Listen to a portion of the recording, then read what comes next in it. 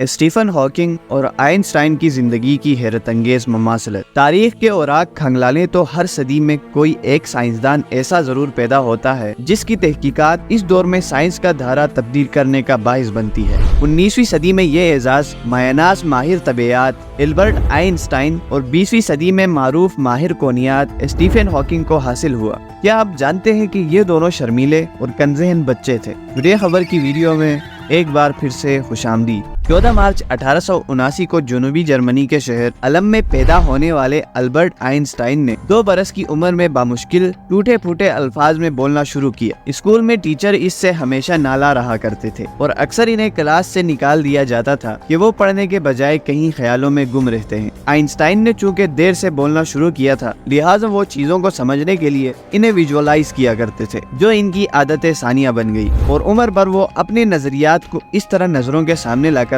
جانچا کرتے تھے۔ 8 جنوری 1942 کو گیلیلیو کی برسی کے روز پیدا ہونے والے اسٹیفن ہاکنگ بھی ایک کم گو اور شرمیلے بچے تھے، جن کی کلاس میں کارکردگی کچھ زیادہ غیر معمولی نہ تھی۔ پڑھائی سے زیادہ وہ جہاز اور ریل گاڑیاں بنانے میں دلچسپی رکھتے تھے اور اپنے والد کے گیراج میں تجربات کیا کرتے تھے۔ ہاکنگ میں خود اعتمادی کی شدید کمی تھی، یہاں تک کہ جب وہ کیمبرج یونیورسٹی میں داخلے کا امتحان دینے گئے تو گھبراہٹ میں پرچہ بھی صحیح حل نہ کر سکے۔ دونوں عظیم سائنسدانوں کی محبتوں اور نفرتوں کے انتہاؤں کو چھوتی ازدواجی زندگیاں۔ آئنسٹائن اور اسٹیفن ہاکنگ دونوں میں ایک قدر مشترک یہ بھی ہے کہ دونوں کی پہلی بیویوں نے ان کے کیریئر کی کامیابی میں بنیادی کردار ادا کیا۔ کتاب اے لائف ان فزکس میں تاریخی حوالہ جات کے ساتھ ثابت کرنے کی کوشش کی ہے کہ ریلیٹیو موشن اور ملیکیولر فورسز پر آئنسٹائن کی ابتدائی تحقیق میں مائی لیوا کا کردار مرکزی تھا۔ اسی تحقیق سے آگے چل کر آئنسٹائن کو شہرت حاصل ہوئی۔ مائی لیوا پولی ٹیکنک انسٹیٹیوٹ زیورخ میں آئنسٹائن کی کلاس فیلو تھی۔ انہیں ریاضی اور طبیعت میں خصوصی مہارت حاصل تھی، مگر بچپن میں پولیو کا شکار ہو جانے کے باعث لنگڑا کر چلتی